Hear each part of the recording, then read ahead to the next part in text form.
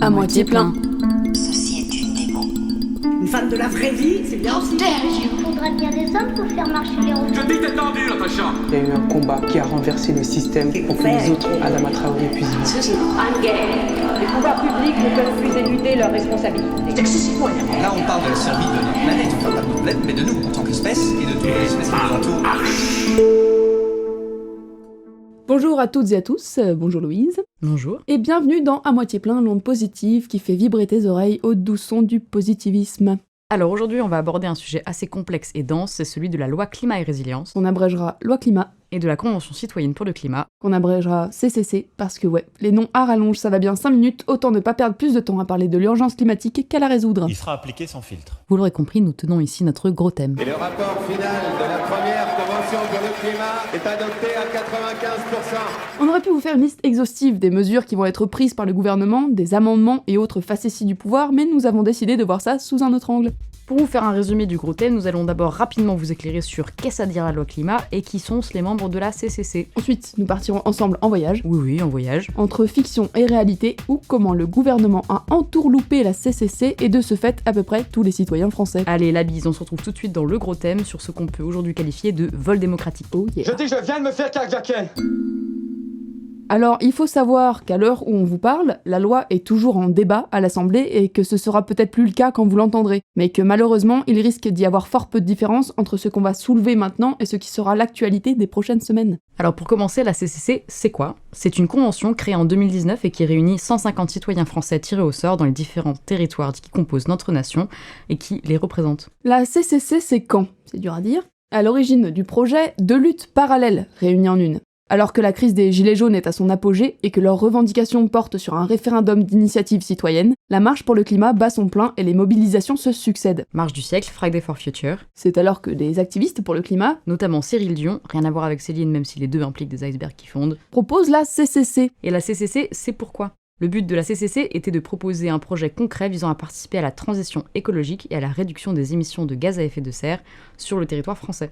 La finalité étant que le gouvernement reprenne ses propositions sans les filtrer. Lol. En somme, un truc plutôt sympa et participatif qui relève aujourd'hui de l'urgence. Jusqu'ici tout va bien, et on est cohérent. Mais si cette CCC n'avait été qu'un gros coup de pub À l'horizon, les énergies renouvelables. du gouvernement visant plutôt à apporter du crédit écologique à un quinquennat qui en manque. On vous éclaire la dynamo tout de suite.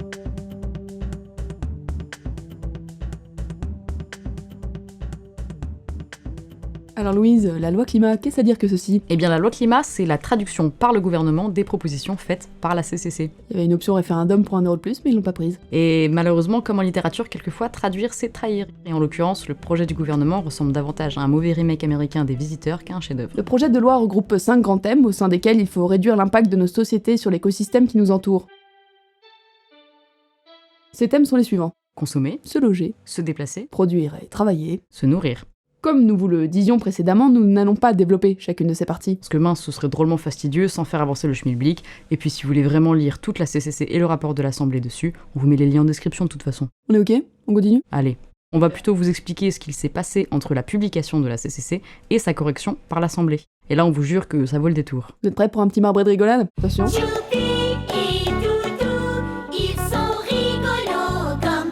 Tout d'abord, première info qui fait mal à ma démocratie, du fait de l'urgence sanitaire, la loi a été passée en accéléré à l'Assemblée. Les débats ont donc été écourtés et l'opinion publique n'a eu que peu de temps pour être informée et réagir. C'est marrant, ça me rappelle une certaine loi sécurité globale. Dis donc. Profitant du contexte particulièrement anxiogène, où on a tous mille choses à penser, comme gérer ses enfants en télétravail ou ne pas devenir fou dans un 12 mètres carrés, Big up aux étudiants. le gouvernement fait passer des lois sans laisser de place pour une contestation ou même un débat populaire. Les gars, Et les meufs aussi d'ailleurs, parce que le ministère de la Transition écologique est dirigé par une femme. on vous voit, vos manœuvres ne trompent personne. Les demi-mesures en demi-teinte, ça commence à faire beaucoup de demi, et je parle pas des bières qu'on peut plus boire, mais pas beaucoup de concret. Faut se secouer mais pas faire tomber que la moitié des pommes. Hein. Vous avez beau dire, il n'y a pas seulement que de la pomme. Pour illustrer la douille que le gouvernement est en train de mettre à la planète, nous allons détailler quelques modifications apportées aux propositions de la CCC par l'Assemblée. La CCC c'est compliqué, alors on se retrouve après une petite pause. Ça leur fait la tête comme un gros chat. Te calme Albert. Poivre et sel. Bretelles. Oh, éponge. Polaroid. Michel. Caravane. Caramel. Eau trouble. Profonde. Cheveux. Jusqu'au boutiste. Table verte. Simili-cuir. Plante. Agricole. Four à micro-ondes. Viande. Chabal. On arrête ?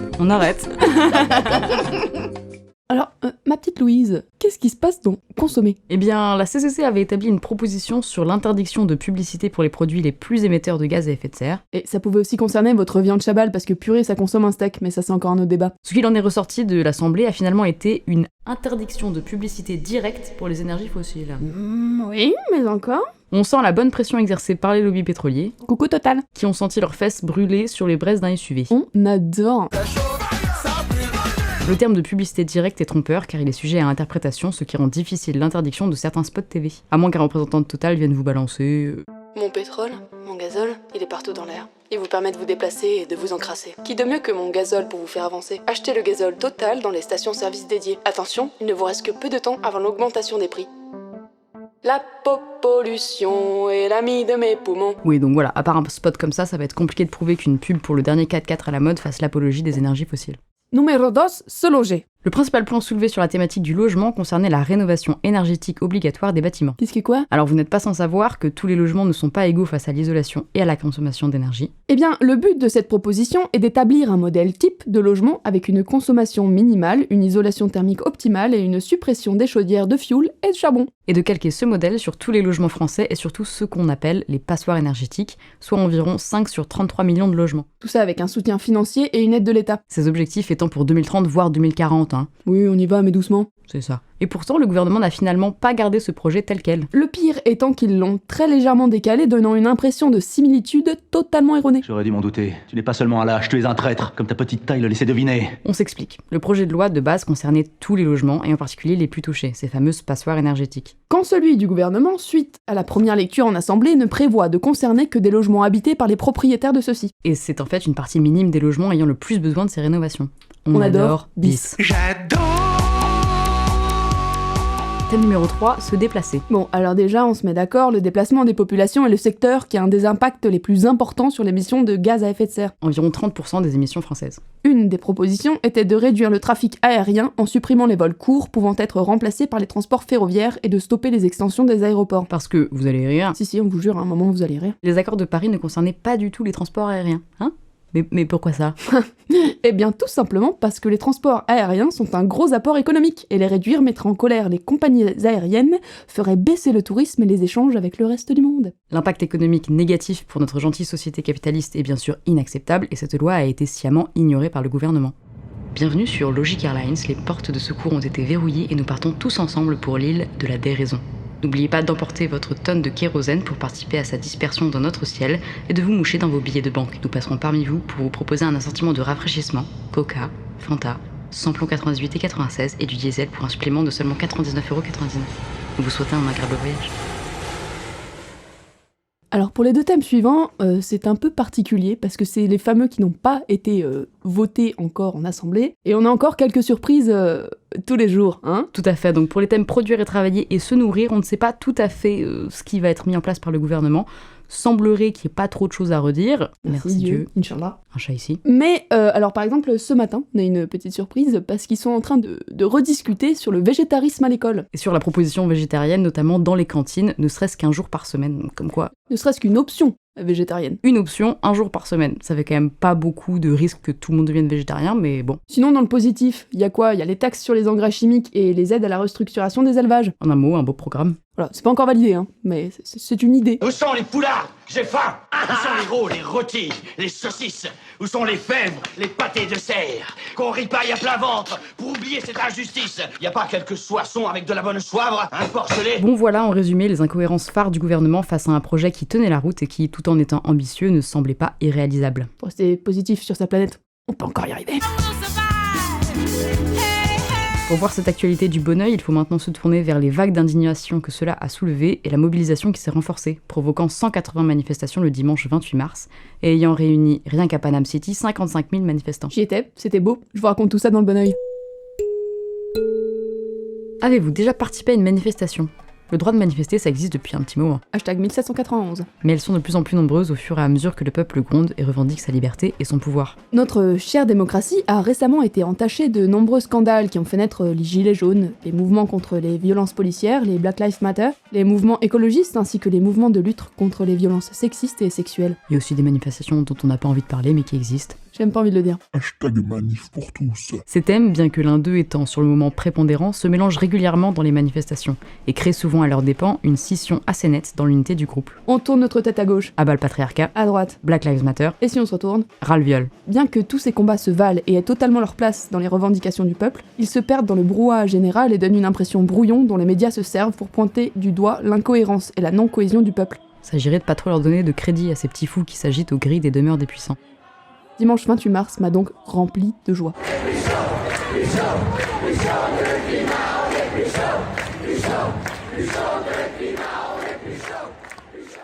Bien que différents groupes étaient représentés, la revendication est restée la même. Tous debout pour la planète. Des nourrissons aux personnes âgées, les collégiens, les lycéens, les gilets jaunes, les associations, les groupes politiques, tous marchaient dans le même but. Et l'ambiance s'en faisait ressentir. Je ne saurais décrire exactement ce moment, et peut-être que le contexte actuel a participé à le rendre magique, mais l'énergie et la solidarité qui se dégageaient de cet énorme amas de population réchauffaient les cœurs pour refroidir la planète. Bref, des manifestations comme celle-là, j'en veux encore jusqu'à ce qu'elles ne soient plus nécessaires. Un jour, peut-être. C'est super bateau comme phrase, mais si vous voulez que les choses changent, il va falloir vous y mettre aussi. Un grand pouvoir implique de grandes responsabilités, comme disait l'autre. Et votre pouvoir, c'est ce que vous représentez, des citoyens qui ont le droit de vouloir un futur.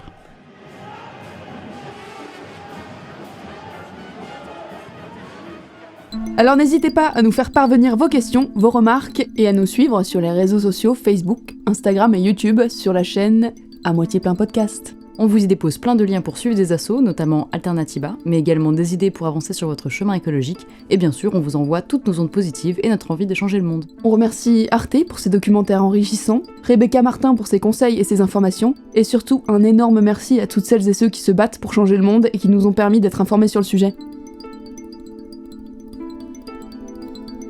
À l'écriture et à la recherche, Ambre Reynaud et Louise Dedel. À l'enregistrement et au mixage, Elisa Grenet. Et au montage visuel, Hugo Delperrier. C'était À Moitié Plein Podcast.